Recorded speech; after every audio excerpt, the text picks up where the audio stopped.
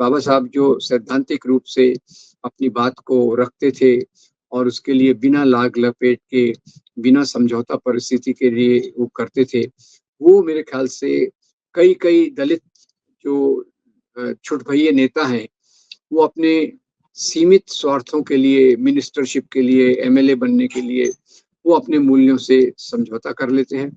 और ये भी एक आरएसएस की स्ट्रैटेजी है कि कई दलित लीडर्स को, जैसे उस भाषा में कहते हैं, खरीदना अपनी ओर आकर, तो उसमें कई इसके लिए जिम्मेदार हैं कि वो छोटा उनको पद मिल जाए या पैसा मिल जाए। पैसे का तो मुझे नहीं मालूम, पर पद के बारे में तो हम जानते हैं कि कई लोग मिनिस्टर बनने के लालच में, एमपी बनने के लालच में कई दलित नेता इनकी तरफ झुक जाते हैं, जो मेरे ख्याल से बाबा साहब के सिद्धांतों के साथ और दलित के समाज के साथ एक बड़ा विश्वासघात है। सवर्ण समाज की जो स्त्रियां हैं, उनका भी जो शोषण है वो कुछ कम नहीं है। उनमें भी जो मनुवादी मूल्य हैं, बहुत मजबूती से लागू किए जाते हैं। तो बाबा साहब की लेखनी की खास बात ये है कि वो स्त्रियों को इस प्रकार से नहीं देखते कि भाई दलित स्त्रियां हैं तो उनका शोषण है और सवर्ण स्त्रियों का शोषण नहीं है। सवर्ण स्त्रियों का भी शोषण है, दलित स्त्रियों का भी बिल्कुल। शोषण है। ये बात और है कि दलित स्त्रियों का शोषण 2 आधार पे होता है। एक तो वो दलित हैं और दूसरा वो स्त्री हैं। कि उन्होंने जो मनुस्मृति जलाई, मनुस्मृति भी एक द्योतक था। मनुस्मृति में जी। तो शूद्रों की गुलामी के मूल्य भी दिए हैं, स्त्रियों की गुलामी के मूल्य भी दिए हैं, दोनों हैं। स्त्रियों की गुलामी के मूल्य भी अगर आप पूरे उसके मनुस्मृति को लाएँ तो पूरे हैं। तो ये इसलिए उनका जो मुख्य बात है, इन दोनों चीज़ों पर मैंने समझने की और प्रस्तुत करने की कोशिश की। उन्होंने 6 दिसंबर इसलिए चुना कि जो यहाँ आम शोषित, पीड़ित दलित लोग हैं, 6 दिसंबर को बाबा साहब को याद करते हैं और उनके मूल्यों को फिर से, खुद को, अपने आप को उन मूल्यों के प्रति समर्पित करते हैं। आरएसएस, संघ परिवार, हिंदुत्व राजनीति, हिंदू राष्ट्रवाद, ये जो हैं, ये चाहते हैं कि बाबा साहब के विचारों को एक छोटा करके दिखाया जाए, उनको अंडरमाइन किया जाए। और जैसा कि 6 दिसंबर हमारे लिए एक बहुत महत्वपूर्ण दिन है, वो बाबा साहब के लिए, उसका महत्व कम करने के लिए इस दिन उन्होंने बाबरी मस्जिद का ध्वंस किया।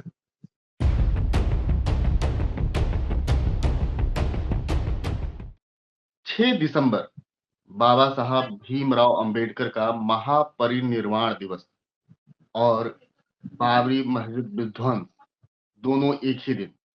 क्या है क्रोनोलॉजी? क्या आरएसएस, बीजेपी बाबा साहब के विचारों की इतनी धूर विरोधी है?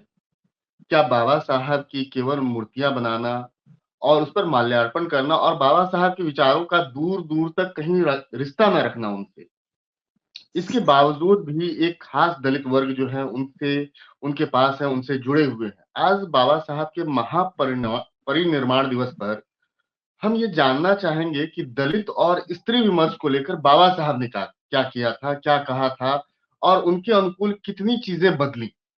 हमारे साथ राम पुनियानी साहब हैं।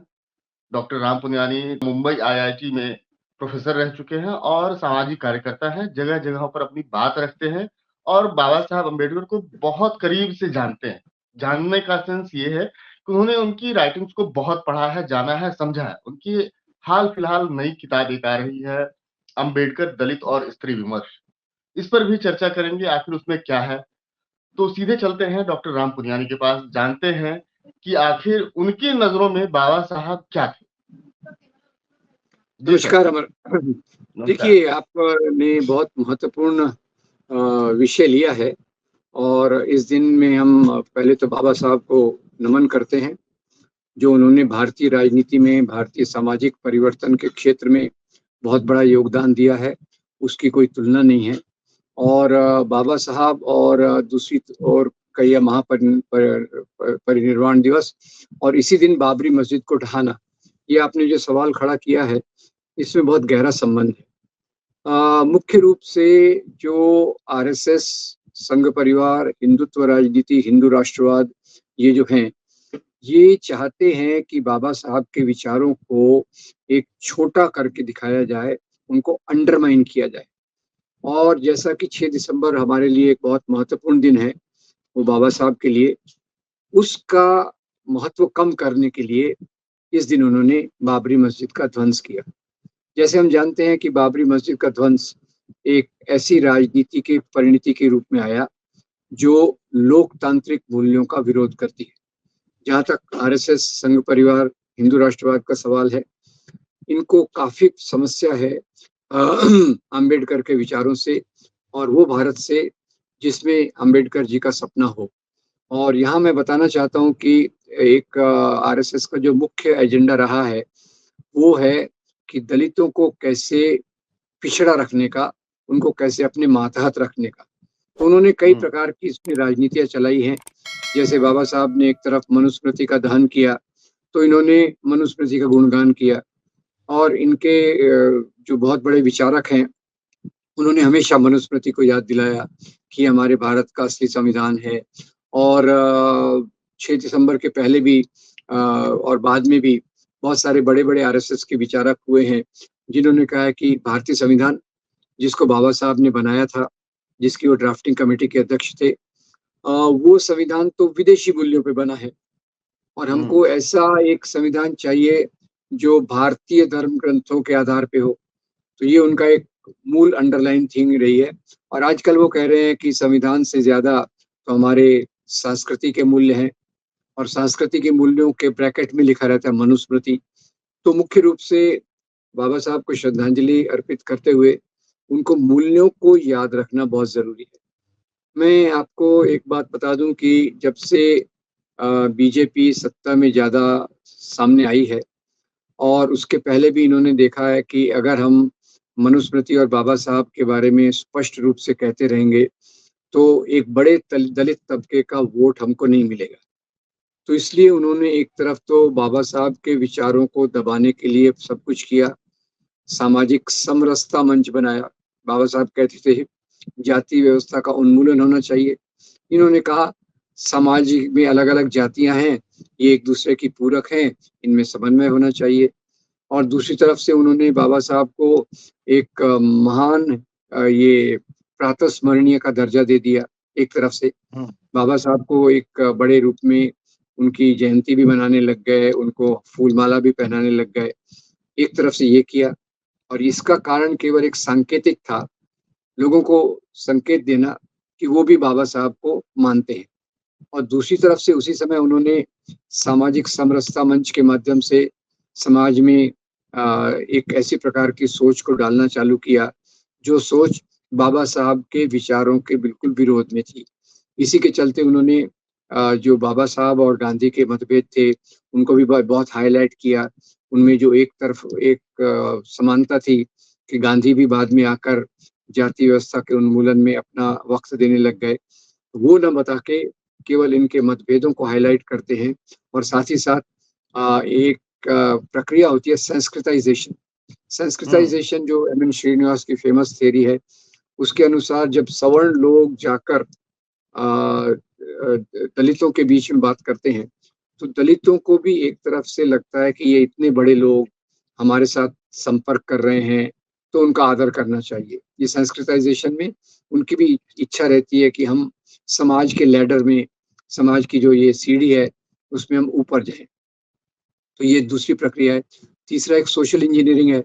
सोशल इंजीनियरिंग के माध्यम से इन्होंने दलित आदिवासियों को अपनी तरफ लेने की कोशिश की है।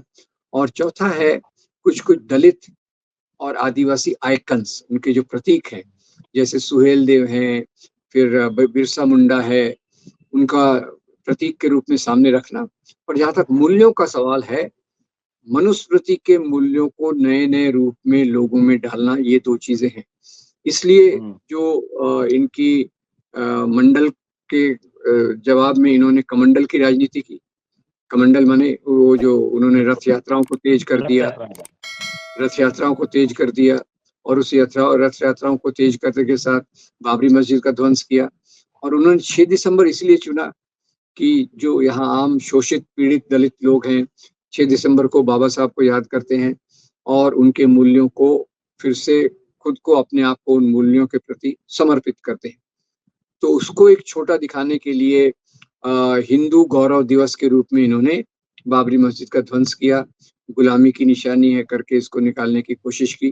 तो ये एक अपने आप में अंतर्विरोध है, पर बहुत चालाकी से ये हिंदू राष्ट्रवाद इसको ले लेता है। और ये बात जब हमारे ध्यान में आई कि बाबरी मस्जिद गिराना ये अपने आप में गैर संवैधानिक है, ये भी देख लीजिए। बाबरी बिल्कुल। मस्जिद गिराना भी गैर संवैधानिक है, और उसको 6 दिसंबर के दिन ही गिराना, जिस दिन भारत के संविधान के निर्माता का महापरिनिर्वाण दिवस है। तो ये और भी एक हमारे लिए दुविधा का विषय है। और इससे जो खुद की राजनीति को मजबूत करके दलितों के बीच में पैठ बना रहे, आदिवासियों के बीच में पैठ बना रहे, उसमें अपना ग्राउंड तैयार कर रहे, ये उनकी एक राजनीति का भाग है, जो हम न समझेंगे तो फिर उसी रास्ते पर चले जाएंगे, जो रास्ता बाबा साहब के विचारों के पूरे पूरे विपरीत है। जी, मैं यहाँ एक चीज़ जोड़ देना चाहता हूँ कि 6 दिसंबर को यानी बाबा साहब के महापरिनिर्वाण दिवस पर बाबरी मस्जिद का विध्वंस, और वहीं 14 अप्रैल को यानी बाबा साहब की जयंती के दिन गुड़गाँव का नाम जो है जी, जी, जी, जी। गुरुग्राम कर दिया गया था। ऐसे गुरु जिन्होंने गुरु शिष्य परंपरा का हनन किया, द्रोण के नाम जी, पर गुरुग्राम कर दिया गया था। ये भी एक जो है दलित बहुजन के लिए भावनाओं को आहत करने वाली बात है। जी, इसके साथ-साथ मेरा एक ये सवाल ये है कि महिलाओं को लेकर दलित पर खासा विमर्श हुआ है। हर मंचों पर, अलग-अलग जगहों पर बराबर विचार आते रहते हैं दलित को लेकर, दलित चेतना को लेकर, दलित विमर्श को लेकर। लेकिन अंबेडकर की बातें जो है स्त्री विमर्श को लेकर क्या कहती हैं? उस पर खासा आपने किताब भी लिखा है, उसके ही कुछ अंश जानना चाहेंगे और हम चाहेंगे कि आप अपनी किताब को दर्शकों के सामने रखें। जी देखिए सर। ये मेरी किताब है, अंबेडकर दलित और स्त्री प्रश्न। ये जो जी, किताब है, ये सेतु प्रकाशन से आई है, और इसमें जो अंबेडकर से प्रेरित मेरे कुछ लेख हैं, और जी, उसमें मैंने एक तरफ तो दलित का रखा है, और दूसरी तरफ स्त्री का भी रखा है, कि ये मेरा खुद का नहीं है विचार, जो बाबा साहब की राइटिंग्स में बाबा साहब ने जहाँ एक तरफ दलितों की बराबरी की बात की, दूसरी तरफ स्त्रियों की पूरी बराबरी की भी बात की। तो ये जो किताब की बात आप कर रहे हैं, इसको अगर आप डिस्क्रिप्शन में दे दें तो उसका जी, चित्र जी, का लिंक ज़रूर, भी डाल ज़रूर। सकते हैं। और जी, उसका उद्देश्य यही था कि जो धर्म के नाम पे राजनीति चलती है, वो पाकिस्तान में चले, श्रीलंका में चले, अफ़गानिस्तान में चले, म्यांमार में चले, और जो भारत में बहुत आक्रामक होती जा रही है, इस प्रकार की राजनीति का उद्देश्य एक तरफ से स्त्रियों को दुय्यम दर्जे पे रखना है, और दूसरी तरफ उस समाज की, जो हमारे समाज में तो जाति व्यवस्था है, तो जाति व्यवस्था के आधार पे इनको नीचे दबाना, और जहाँ आर्थिक व्यवस्था के आधार पे ऊंच-नीच है, उस निचले तबकों को दबाना। ये हर प्रकार के धर्म की नाम की राजनीति, क्रिश्चियन फंडामेंटलिज्म से लेकर इस्लामिक फंडामेंटलिज्म, बुद्धिस्ट फंडामेंटलिज्म और हिंदू कम्युनलिज्म, ये सब वही काम करते हैं। तो जब मैं सांप्रदायिकता के खिलाफ मैंने काम करने की सोची, तो बाबा साहब मुझे दिखे, महात्मा गांधी दिखे, भगत सिंह दिखे, और बाबा साहब की रचनाओं में लोगों को लगता था कि केवल ये तो दलित के लिए लिखते हैं। तो उनमें अगर जहाँ आप देखें तो गहराई से जो उन्होंने बातें लिखी हैं, वो महिला मुक्ति के लिए भी उतने ही कारगर है। और ये इस चीज़ को रेखांकित करने के लिए ये जो किताब की मैं कल्पना आई थी, वो किताब की कल्पना तो ये खैर मेरे बीच-बीच के लेख हैं, जो मैंने समय-समय पर लिखे हैं।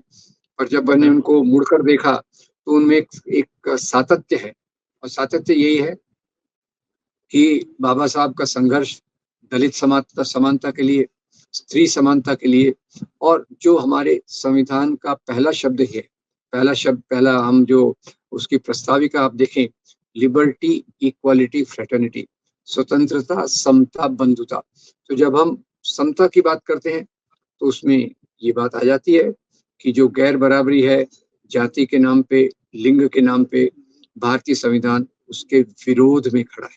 और तो ये बात लिबर्टी जहाँ बात करते हैं, तो महिलाओं के भी लिए स्वतंत्रता की बात है। और फ्रेटर्निटी शब्द खैर पुराना है, उसको हम बदल भी सकते हैं, ये पुरुष प्रधानता का सूचक है। पर फ्रेटर्निटी का मतलब जो पूरा फ्रेंडशिप, जो एक नया शब्द रख सकते हैं या कम्युनिटी रख सकते हैं, लिबर्टी, इक्वालिटी, फ्रेंडशिप, यानी जो एक दोस्ती का भाव पूरे समाज में होना चाहिए, वो बाबा साहब ने रखा। जबकि महिलाओं के प्रश्नों को अगर आप देखें, तो उनको एक दुय्यम दर्जे के नागरिक के रूप में देखा जाता है। और इसका एक मैं प्रतीक बता देता हूँ कि आज की राजनीति का जो शीर्ष संगठन है, आरएसएस, राष्ट्रीय स्वयंसेवक संघ, ये केवल पुरुषों का संगठन है। ये आपको शायद सुनकर आश्चर्य लगा हम्म। होगा। इसमें स्त्रियां नहीं हो जी। सकती हैं। स्त्रियों के लिए दूसरा संगठन है इनके इनके मातहत, और उस संगठन का नाम है राष्ट्र सेविका समिति। तो स्त्रियों के संगठन के नाम से स्वयं शब्द गायब है, स्वयं शब्द गायब है। हम्म। मतलब क्या कि भाई स्त्रियों का स्वयं तो पुरुष के नियंत्रण में रहता है। तो ये चीजें बाबा साहब की लेखनी में प्रत्यक्ष रूप से, अप्रत्यक्ष रूप से, और सबसे बड़ी बात यह है कि उन्होंने जो मनुस्मृति जलाई, मनुस्मृति भी एक द्योतक था। मनुस्मृति में तो जी। शूद्रों की गुलामी के मूल्य भी दिए हैं, स्त्रियों की गुलामी के मूल्य भी दिए हैं, दोनों हैं। स्त्रियों की गुलामी के मूल्य भी अगर आप पूरे उसके मनुस्मृति को लाएं तो पूरे हैं। तो ये इसलिए उनका जो मुख्य बात है, ये दोनों चीजों पर मैंने समझने की और प्रस्तुत करने की कोशिश की।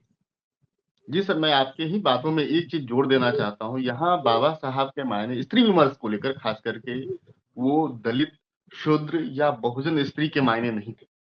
स्त्री जी मतलब जी समूची स्त्री जाति, चाहे उनमें कहीं जी कोई जाति और वर्ण की बात नहीं थी। वो ब्राह्मण की भी स्त्री थी, वो सवर्णों की भी स्त्री थी, वो तमाम जातियों की स्त्री थी। उनमें एक कोई भी डिफॉर्केशन नहीं था, विभाजन नहीं था। वो समूची स्त्री जाति की बात करते थे। जी। जी सर। वैसे मैं देखिए, वैसे देखा जाए तो सवर्ण समाज की जो स्त्रियां हैं, उनका भी जो शोषण है वो कुछ कम नहीं है। उनमें भी जो मनुवादी मूल्य हैं बहुत मजबूती से लागू किए जाते हैं। तो बाबा साहब की लेखनी की खास बात यह है कि वो स्त्रियों को इस प्रकार से नहीं देखते कि भाई दलित स्त्रियां हैं तो उनका शोषण है और सवर्ण स्त्रियों का शोषण नहीं है। सवर्ण स्त्रियों का भी शोषण है, दलित स्त्रियों का भी बिल्कुल। शोषण है। ये बात और है कि दलित स्त्रियों का शोषण दो आधार पे होता है, एक तो वो दलित हैं और दूसरा वो स्त्री हैं। पर जहाँ तक बिल्कुल। सवर्ण बाकी महिलाओं का सवाल है, उनके दुय्यम दर्जे की बात तो मैंने आरएसएस की जो टाइटल है, जो शीर्षक है, उसी से आपको बता दी। बिल्कुल। यहाँ सर मेरे मन में एक बार-बार प्रश्न उठता है। बाबा साहब ने जितने अधिकार, जितनी चीज़ें जो है दलित बहुजन समाज को दी, अपने ज़माने में, अपने दौर में, जिसका जो है एक बढ़ता हुआ स्वरूप जगजीवन राम ने समाज के बीच में बाँटा, नौकरियों के क्षेत्र में और जी विभिन्न क्षेत्रों में जो है जो उनको बेनिफिट्स मिले, बाबा साहब के संविधान की जी वजह से और जगजीवन राम की और माननीय काशीराम की वजह से भी कई सारे बहुजन महापुरुष रहे हैं। वर्तमान दौर में देखें तो क्या हम ये कह सकते हैं कि बाबा साहब के दिए हुए अधिकार अब खैरात में तब्दील हो गए? खास करके दलित बहुजनों के संबंध में ये बात मैं कह रहा हूँ। क्योंकि अधिकार जी। धीरे-धीरे कम होते गए और उसकी जगह जो है खैरात ने ले ली। तो बाबा साहब की दलित चिंतक या दलित नेता या दलित को जो अपने आप को मानते हैं कि हम समाज के पुरोधा हैं, हम दलित समाज की अगुवाई करते हैं, वो कितने दोषी हैं बाबा साहब की नज़र में?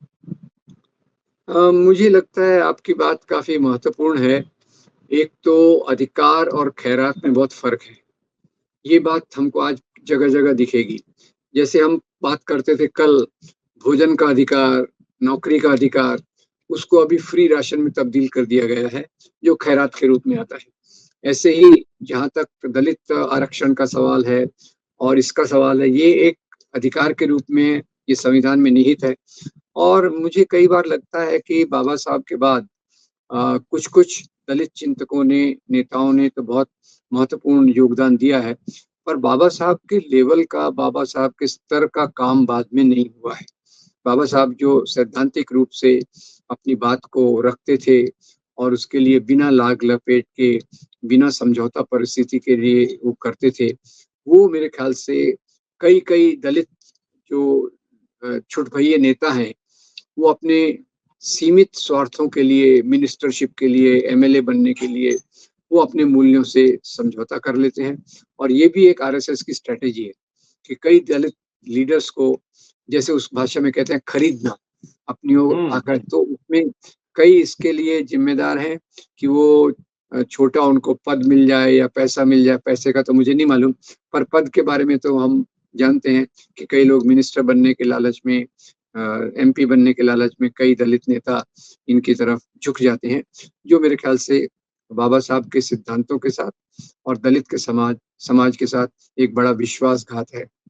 आरएसएस जो है, आरएसएस या बीजेपी दोनों की बात करें, वो खुलकर कहता है कि हम हिंदू राष्ट्र बनाएंगे, हम सावरकर का राष्ट्र बनाएंगे, हम बाबा साहब की बातों को नहीं मानते हैं या सिरे से खारिज करते हैं, दिखावे के लिए जयंती पर, महापरिनिर्वाण दिवस पर माल्यार्पण कर लेते हैं, उनकी बातें कह लेते हैं, लेकिन उनके विचारों से उनका कोई तालमेल नहीं है, वो खुलकर कहते हैं, उनमें वो कभी भी वो पीछे नहीं हटे।